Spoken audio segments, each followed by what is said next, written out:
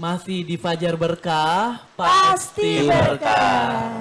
Aduh, ayo kita lanjutkan lagi ya Pak Ustadz. Aduh ayo Pak Ustadz, karena masih banyak banget ini yang aku penasarin ya sama Pak Ustadz gitu. Nah Kang Agung ya, aku tuh suka bingung Kang Agung. Kenapa Teh Kinan bingung Nih, kenapa? kan- Mumpung ada Pak Ustadz nih, tanyakan Iya, langsung. iya. Jadi kira-kira sifat buruk apa aja yang yang harus dihindari oleh seorang muslim gitu. Karena Kinan di sini kan nggak tahu ya, maksudnya Kinan ngerasanya Kinan sudah menjadi seorang muslim yang sejati. Tapi tadi juga dijelasin sama Pak Ustadz ternyata ada kriterianya lagi untuk maksudnya bisa diakui sebagai muslim gitu loh pemirsa. Jadi kira-kira apa aja sih yang harusnya dihindari?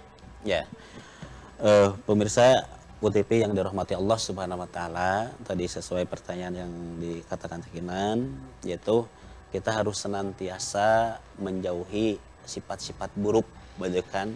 Ya, sifat buruk itu ya seperti adanya takabur, ria, sum'ah, gitu kan? Ya, itu merupakan sifat-sifat yang datangnya itu bukan dari Allah, gitu kan? Apalagi yang namanya takabur. Takabur kan itu datanya kan dari iblis. Makanya iblis dikatakan aba wastakbaro. Jadi bapaknya yang orang yang takabur itu apa? Itu kan siapa? Gitu kan?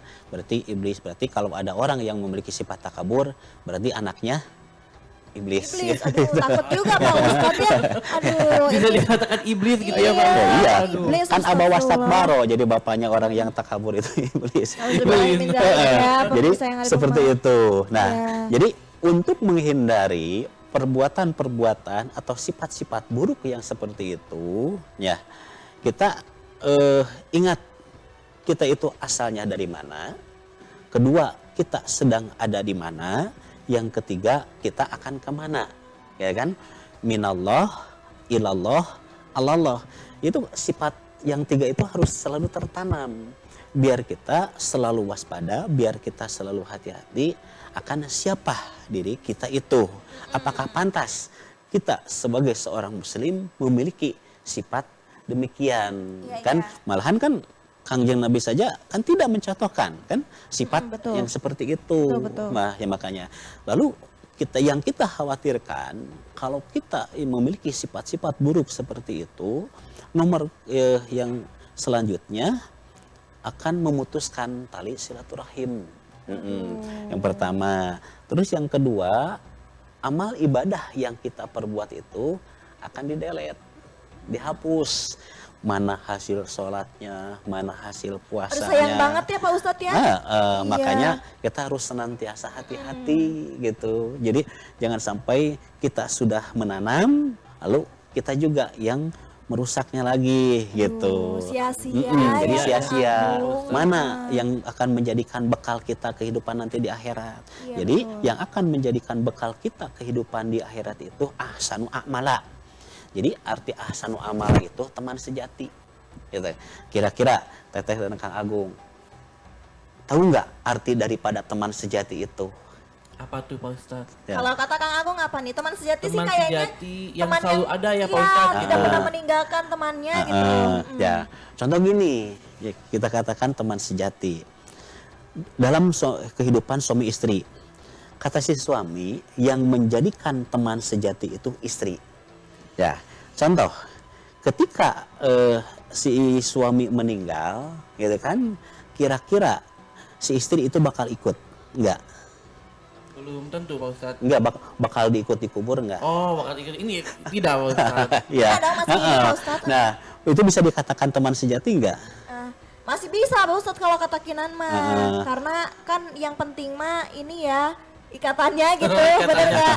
Tidak mungkin Pak Ustadz kalau menurut saya Pak Ustadz. Jadi yang namanya Gimana nih Pak Ustadz nih? Jadi yang namanya teman sejati itu kalau yang satu mati berarti ikut mati.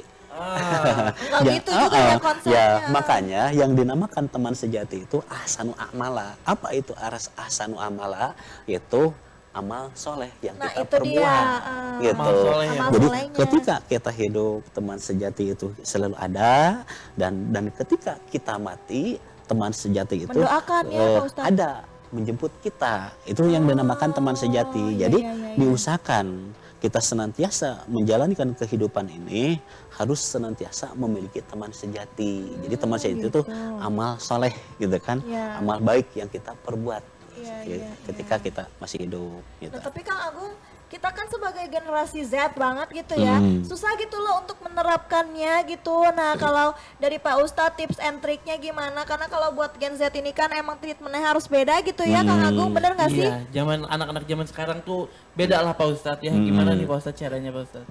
Ya, mungkin buat pemirsa dan yang ada di studio di sini, dari segi pergaulan kita bisa lihat, dari segi lingkungan kita bisa lihat, juga kita bisa lihat juga daripada segi usia gitu kan. Ya seperti Akang dan Teteh ini mah kalau dari segi usia ya masih ada rasa-rasa penasaran gitu. Ya, Gitu setuju. kan? Relate ya, Pak Musa. Jadi masih ada rasa penasaran gitu. Jadi pengen kayak gini, ada lagi yang kayak gini, rasanya gitu penasaran gitu kan.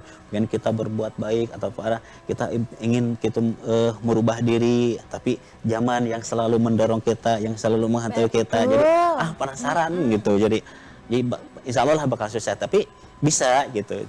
Asalkan pertama dari urusan hati kita senantiasa berpegang teguh kepada aturan Allah, kita senantiasa mencontoh kepada Rasulullah gitu. Yang lebih kita perkuat itu adanya ilmu yang selalu kita serap gitu kan. Yang insya Allah walaupun kita posisinya di mana, tapi keyakinan kita kuat disertai dengan ilmu yang kuat, insya Allah istiqomah itu akan selalu ada menyertai kita. Jadi walaupun kita polos, insya Allah rema masih ada gitu, tidak akan kita melakukan perbuatan yang jelek gitu. Oke. Nah, kemudian Pak Ustadz, lantas mengapa sih seorang muslim itu harus menjadi teladan Pak Ustadz? Ya, seorang muslim harus menjadi suri tauladan yang baik sebagaimana yang digambarkan dalam petunjuk Allah dalam Quran surat Al-Ahzab, laqad kana lakum fi rasulillahi uswatun hasanah gitu kan, yang menjadikan figur sentral buat seorang muslim di alam dunia ini siapa? Rasul gitu kan. Rasul sudah tidak ada, makanya kita sendiri yang harus bisa mengikuti syariat ya yang Rasul contohkan gitu kan. Ya, itu jelasnya sudah dikatakan dalam Quran seperti itu. Nah, lalu kita juga harus bisa mengupayakan mencontoh kepada sifat, sikap dan karakter Rasul seperti itu. Nah, sifat teladan yang baik yang harus dimiliki oleh seorang muslim itu merupakan suatu gambaran bahwa muslim itu tidak menyuruh kepada perbuatan yang jelek gitu. Nah, terus triknya seperti apa gitu buat kita menjadi seorang muslim, menjadikan suri teladan yang baik itu. Yang pertama, kita senantiasa memelihara hati gitu kan. Ya digambarkan dalam surat Ibrahim dikatakan di situ.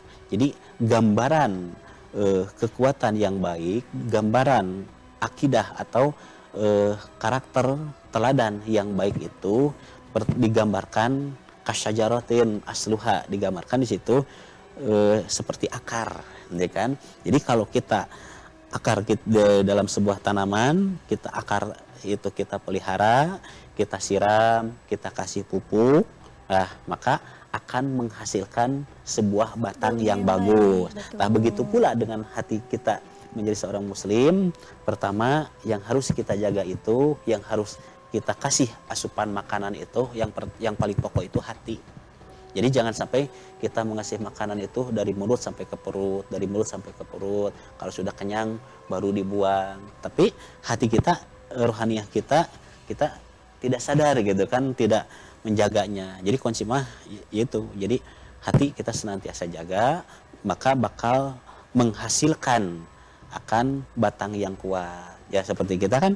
Jadi batang itu digambarkan perbuatan kita sehari-hari gitu kan, apalagi kalau kita kan sudah tua gitu kan, seperti saya gitu, ini masih muda gitu ya, seperti itu. Jadi harus menjadikan sebuah suri teladan yang baik ya. Contoh kan dalam peribahasa gambaran itu kayak ilmu padi gitu kan gitu. Ya, betul, Jadi ilmu betul. padi itu makin tua makin merunduk. Jangan Bukan makin menyala ya kan? Bukan. Itu Menyala istilah banget. sekarang Itu ya. istilah jangan sekarang. jangan sampai tua-tua keladi. Wah, makin tua makin Lagi. jadi gitu ya. Jadi tua-tua keladi itu makin tua makin gila gitu. Oh, Tidak menghasilkan contoh yang baik gitu Iya, kan betul, Pak buat Ustadz. generasi-generasi selanjutnya. Ya seperti itu. Oke Pak Ustadz, aduh Teh Kinan Pak Ustadz, ini Iya, semakin kenapa menarik tuh? sekali ya, Betul, semakin asik ya. Iya betul, semakin asik juga Teh Kinan. Nah Pak Ustadz, kita nih bakal ada yang lewat dulu nih, Iya. kita break sejenak. Dan untuk pemirsa, bentar lagi nih kita akan membacakan pertanyaan dari pemirsa ya Teh Kinan ya. Betul sekali Kang Agung. Nah, jangan lupa untuk kontak kami di 0813 947 7912. Jangan kemana-mana, tetap di Fajar Berkah. Pasti berkah.